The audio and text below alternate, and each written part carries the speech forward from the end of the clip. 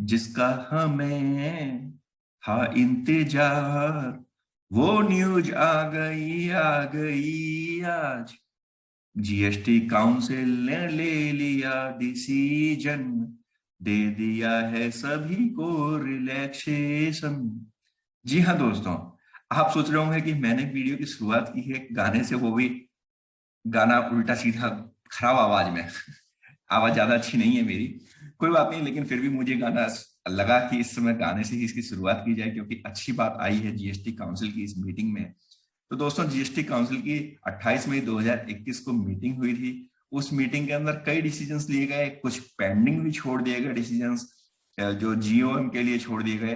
तो उन pending decisions के बारे में हम बाद में आपसे बात करेंगे। अभी हम जो बात करने जा रहे हैं इस वीडियो में, वो हम बात करने जा रहे हैं कि अल्टीमेटली बिजनेसमैन को, एक छोटे व्यापारी को, एक को क्या क्या फायदे अब मिलने जा रहे हैं। जी हाँ दोस्तों, इस वीडियो को शुरू करने से पहले मैं आपसे रिक्वेस्ट करूंगा कि हमारे चैनल को सब्सक्राइब कीजिए और इस वीडियो को लाइक कीजिए, और एक चीज और, कमेंट जरूर कीजिए, क्योंकि कमेंट आपके आते हैं तो हमें बड़ी खुशी होती है। हमें पता चलता है कि आपको हमारी वीडियो पसंद आ रही है या नहीं आ रही है। तो दोस्तों, सीधे हम वो बात से शुरू करते हैं जो जिसका सभी को इंतजार है, जिस घड़ी का सभी को इंतजार था, हम सीधे उसी पॉइंट से ही शुरू करते हैं। तो दोस्तों, सबसे पहले अगर हम बात करें तो हम लोग सभी इंतजार कर रहे थे जीएसटी एमनेस्टी स्कीम की। तो दोस्तों, यदि आप इस प्रेस रिलीज को देखें तो प्रेस रिलीज के अंदर पॉइंट नंबर 6 है, मेजर्स फॉर ट्रेड फैसिलिटेशन। यानी बिजनेसमैनों के लिए उन्होंने क्या क्या मेजरमेंट लिए हैं, क्या क्या डिसीजंस लिए हैं, उसके बारे में यहाँ पर डिस्कशन हो रहा है। तो दोस्तों, इस वीडियो में हम डिटेल में डिस्कस करेंगे और उसका क्या इंपैक्ट हमारे बिजनेस पर पड़ने वाला है, और क्या ये डिसीजन सही है। तो ये मेरा अपना पॉइंट ऑफ व्यू होगा, हो सकता है आपका पॉइंट ऑफ व्यू अलग हो, लेकिन मेरे पॉइंट ऑफ व्यू से क्या ये डिसीजन सही है, गवर्नमेंट को क्या यही रूल्स बनाने चाहिए थे या वो इससे बेटर भी बना सकती थी, हम वो सब भी इसके अंदर डिस्कस करेंगे। तो दोस्तों, सबसे पहले हम बात करते हैं amnesty scheme to provide relief to taxpayer regarding late fees for pending returns. दोस्तों, जैसा कि आप जानते हैं कि जब कोविड 1.0 आया था 2020 के अंदर, तो भी गवर्नमेंट ने एक स्कीम निकाली थी कि जिन सभी जीएसटी एसएससीज ने अपनी जीएसटी रिटर्न्स फाइल नहीं की है जुलाई 2017 से जुलाई 2020 तक, वो अपनी जीएसटी की रिटर्न बिना लेट फाइलिंग के फाइल कर सकते थे। जी हाँ दोस्तों, उसकी डेट थी 30 सितंबर 2020। तो उस समय उस स्कीम का बहुत सारे लोगों ने फायदा उठाया, लेकिन कुछ लोग अभी भी आलसी होते हैं, कहते हैं, सोच रहे थे कि शायद ये डेट बढ़ जाएगी तो हम जब बढ़ जाएगी तब कर लेंगे, लेकिन वो डेट बाद में सरकार ने नहीं बढ़ाई। दूसरा ये भी था कि उस समय कोविड का पीरियड चल रहा था, तो सरकार, वो लोग भी डरे हुए थे कि पता नहीं आगे जाकर के मेरे को रिलैक्सेशन, मेरा बिजनेस चलेगा या नहीं चलेगा, क्यों मैं रिटर्न के चक्कर में पड़ूं। तो काफी चीजें उस समय थी दिमाग में।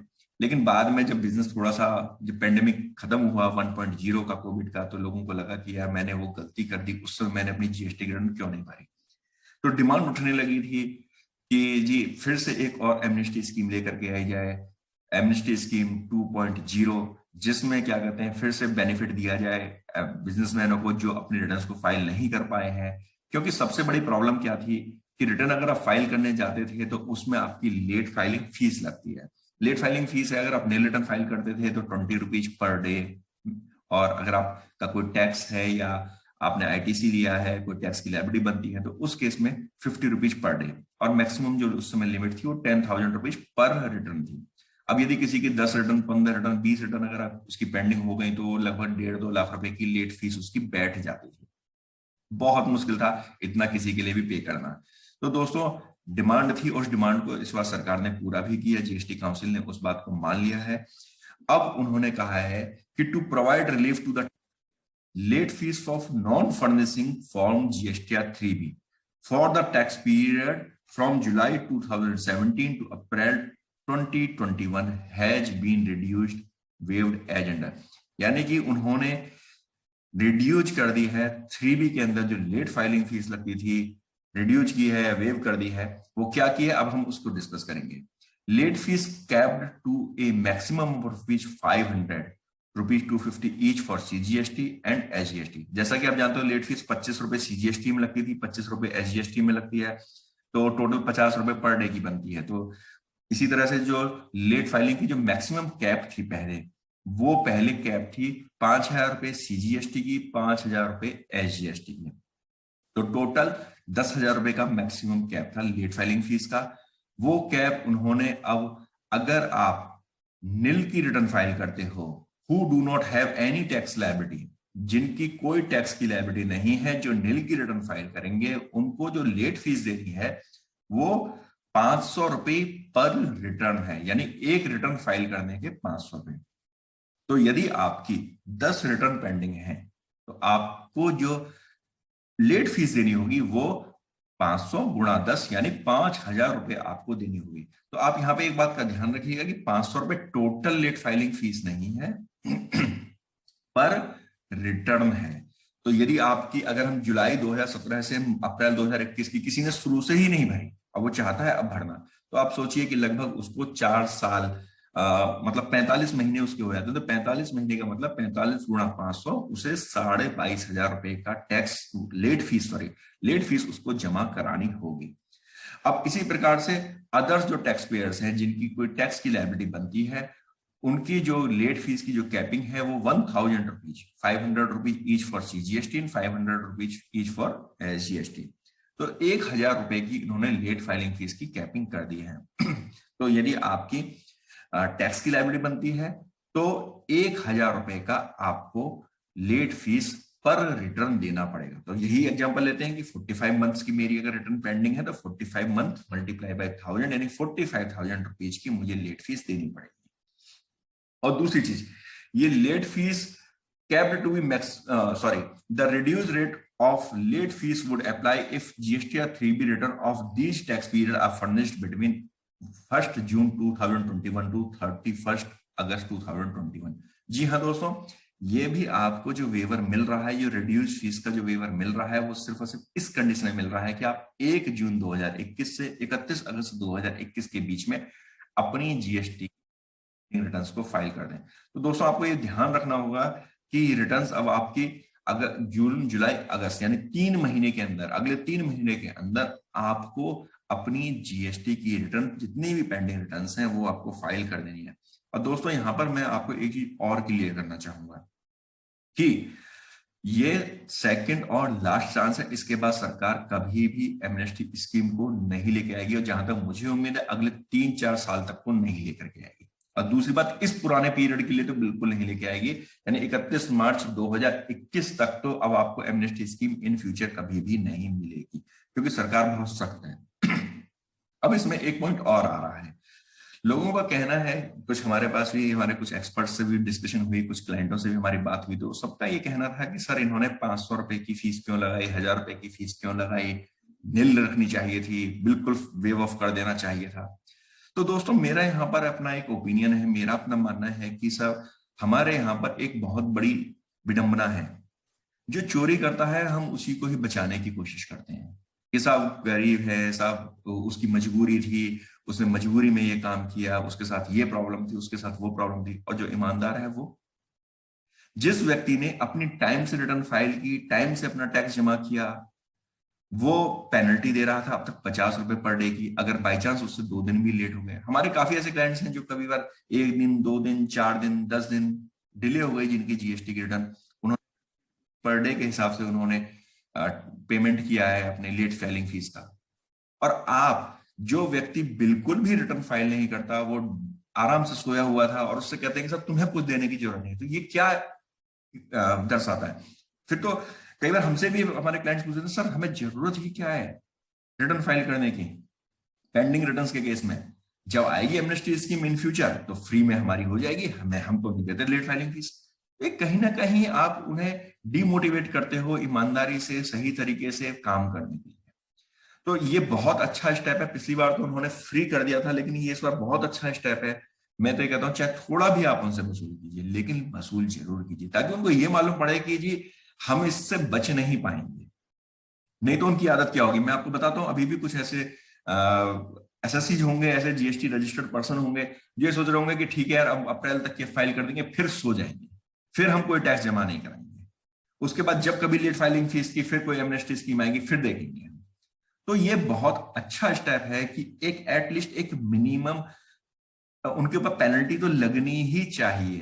भाई आपने अगर गलती की है तो कुछ तो दीजिए। उन जो ऑलरेडी थोड़ी बहुत गलती करने पर भी वो दे रहे थे, तो वो भी ये बात सोचने लगते हैं कि जी जब चोरी करके हमें बाद में छूट मिल जाएगी और बिना चोरी करे ईमानदारी से हम रिटर्न फाइल करें तो मुझे हर महीने अगर 2 दिन में मैं लेट होता हूं तो मुझसे आप 100 रुपए वसूल कर लेते हो और दूसरे वाले को आप फ्री में छोड़ देते हो। तो बहुत अच्छा डिसीजन है ये। मेरा अपना पर्सनल व्यू हो सकता है, आपका भी कुछ अलग हो। दोस्तों चलो हम बात करते हैं अगली। नेक्स्ट है दोस्तों rationalisation of late fee imposed under 47 of CGST act. जी हाँ दोस्तों, एक ये बहुत अच्छा स्टेप इन्होंने गवर्नमेंट ने इस बार लिया है। ये मैं इसको अप्रिशिएट करता हूं इस स्टेप के लिए गवर्नमेंट के, कि बेसिकली अभी हो क्या रहा था कि आपकी थोड़ी सी अगर सपोज टैक्स लायबिलिटी आपकी किसी महीने में 100 रुपए ही बनती है और आपकी जीएसटी की रिटर्न फाइल करने में डिले हो गया, तो क्या होता था, आपने 2 दिन भी आपका डिले हुआ तो आपको 100 रुपए का आपको लेट फाइलिंग फीस देनी पड़ जाती। और मैक्सिमम कैप जैसे कि अभी हमने आपको बताया था, तो मैक्सिमम जो कैप थी वो भी हमारी बहुत ज्यादा थी। 10,000 रुपए की मैक्सिमम कैप थी कि 10,000 रुपए पर रिटर्न की आपको लेट फाइलिंग फीस देनी पड़ सकती है। तो अब कई बार होता है कि देखिए जो स्मॉल जो ट्रेडर्स हैं, जो स्मॉल टैक्स पेयर्स हैं, जो स्मॉल जीएसटी रजिस्टर्ड पर्सन है, जब उनकी टैक्स की लायबिलिटी भी कम है तो उनको थोड़ा सा लेट फाइलिंग फीस भी उनकी अगर थोड़ी कम हो जाए तो उन्हें भी थोड़ा आराम हो जाएगा। क्योंकि कई बार नहीं हो पाती, कुछ सिचुएशंस ऐसी हो गई कि वो अपने रिटर्न को नहीं फाइल कर पाए। तो ये अगर हम बात करें, बहुत अच्छा स्टेप लिया है। उन्होंने स्टेप क्या लिया उसको हम डिस्कस करते हैं। सबसे पहले उन्होंने कहा to reduce burden on late fees on small tax payers. Basically उनका पर्पज क्या स्मॉल टैक्स पेयर्स का था, the upper cap of late fees is being rationalised to align late fees with tax liability oblique turnover of the tax payers. यानी उन्होंने जो late fees को जो उन्होंने लगा रहे हैं वो उसकी टैक्स लायबिलिटी या टर्नओवर के बेसिस पे लगाएंगे कि भाई टर्नओवर अगर आपका कम है तो कम लेट फीस लगेगी, ज्यादा है तो ज्यादा लगेगी। तो दोस्तों the late fees for delay in furnishing of form GSTR 3B and form GSTR 1 to be kept per return as below. उन्होंने क्या कहा, उन्होंने कहा कि जी late filing fees GSTR 3B और जीएसटीआर 1 की जो है वो अब क्या क्या होने जा रही है वो आप देखिए। For tax payers having nil tax liability in GSTR 3B और nil outward supplies in GSTR 1, the late fee to be kept ₹500। जी हाँ दोस्तों, यदि आपकी नील टैक्स लायबिलिटी है, आप जीरो की आप 3B फाइल करते हो, आपकी जीएसटीआर 1 में कोई भी आउटवर्ड सप्लाई नहीं है, यानी कि आपने कोई भी इनवॉइस जनरेट नहीं किया, तो उस केस में जो आपकी लेट फीस जो कैप होगी वो आपकी 500 रुपए पर रिटर्न होगी। तो इसका मतलब यदि आप लेट फाइल करते हो जीएसटीआर 1 को तो आपको मैक्सिमम 500 रुपए लेट फीस देनी होगी। आप लेट फाइल करते हो जीएसटीआर 3B को तो भी आपको 500 रुपए आपको लेट फीस देनी होगी। लेकिन ये निल के केस में है। आपकी निल टैक्स लायबिलिटी का मतलब यहां पर देखिए एक चीज लगा कि निल टैक्स लायबिलिटी का मतलब ये नहीं है कि जी मेरे पास 100 रुपए की टैक्स लायबिलिटी थी, मेरे पास 100 रुपए का आईटीसी था तो मेरी निल टैक्स लायबिलिटी हुई। निल टैक्स लायबिलिटी का मतलब आपकी टैक्स की लायबिलिटी जीरो थी, आईटीसी से क्लेम करना ना क्लेम करना सेकेंडरी है। दोस्तों अगला है कि अदर्स के लिए उन्होंने कहा है for tax payers having annual aggregate turnover preceding year up to 1.5 crore, late fee to be capped to a maximum of ₹2,000, 1,000 rupees CGST and 1,000 rupees SGST. यानी कि यदि आपकी एनुअल एग्रीगेट टर्नओवर पिछले साल में 1.5 करोड़ रुपए तक थी, 1.5 करोड़ तक थी, तो उस केस में आपकी जो लेट फीस होगी पर रिटर्न मैक्सिमम 2,000 रुपए होगी। 2,000 रुपए मैक्सिमम आपकी लेट रिटर्न की जीएसटीआर 1 की और जीएसटीआर 3B की लेट फीस जो होगी वो 2,000 रुपए मैक्सिमम होगी। इसी प्रकार for the taxpayer having aggregate annual aggregate turnover in preceding year between 1.5 crore to 5 crore, late fees to be capped to maximum ₹5,000।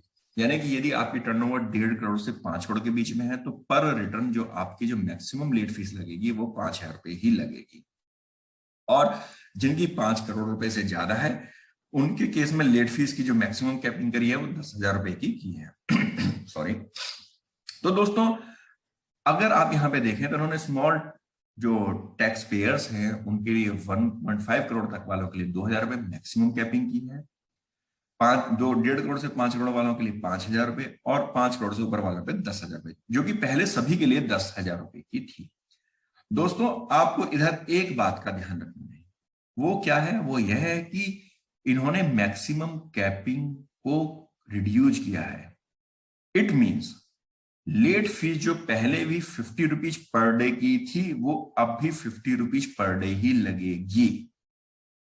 नील के केस में जो लेट फीस 20 थी वो 20 रुपीज पर डे ही लगेगी। इसका मतलब यह हुआ कि लेट फीस आपकी जो थी पर डे की वो कम नहीं की है, उन्होंने मैक्सिमम को कम किया है। उन्होंने मैक्सिमम कहा है 2,000 रुपए।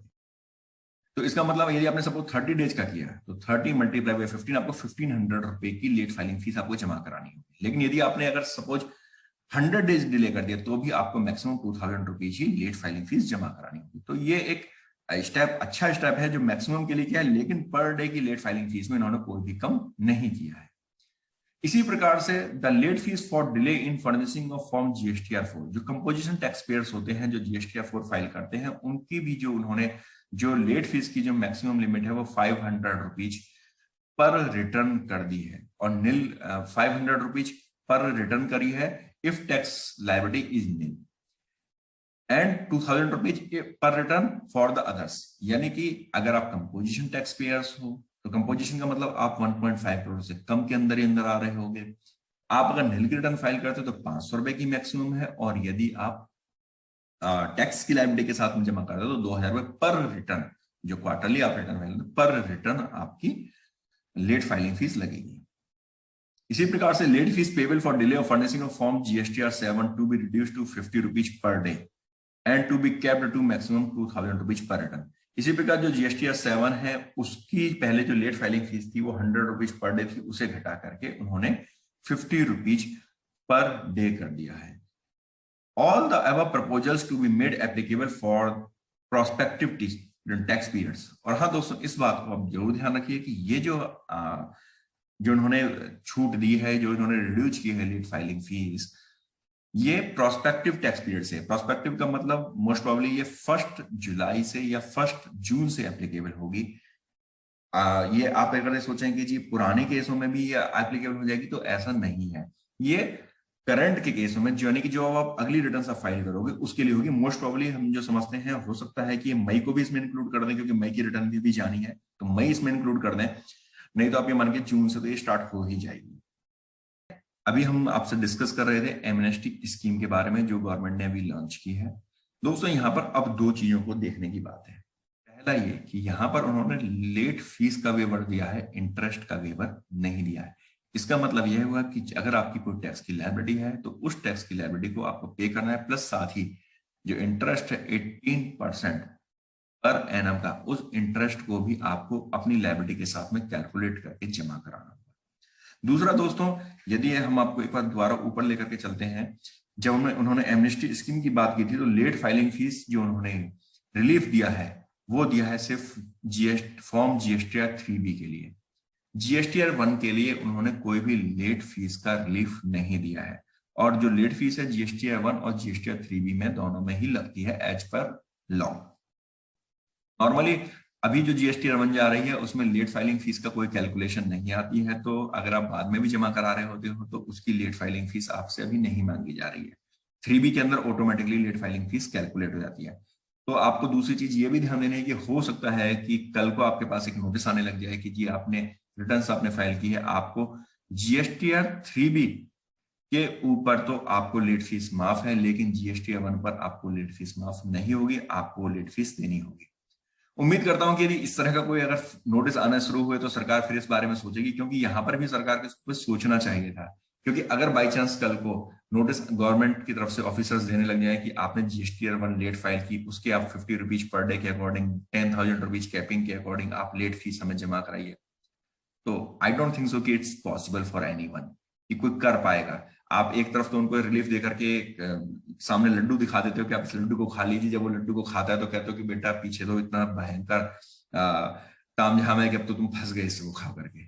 तो ये ऐसा ना हो जाए। तो उम्मीद करते हैं कि यदि ऐसा कुछ कल को होने लगा, कल को इस तरह के नोटिस आने लगे, तो एक PIL भी फाइल हो जाएगी और सुप्रीम कोर्ट भी इसी फेवर में ही डिसीजन देगा कि जब आपने 3B को लेट फीस आपने माफ की थी या कम की थी, तो आप GST 1 की भी लेट फीस को माफ या कम कीजिए। तो उम्मीद कर सकते हैं, लेकिन अगर हम लॉ की बात करें तो लॉ के अंदर GST 1 की लेट फीस माफ नहीं हुई है। दोस्तों, आपको यह जानकारी कैसी लगी हमें कमेंट बॉक्स में जरूर लिखिएगा। हमारे चैनल को लाइक कीजिए, शेयर कीजिए, सब्सक्राइब कीजिए और खुश रहिए। धन्यवाद।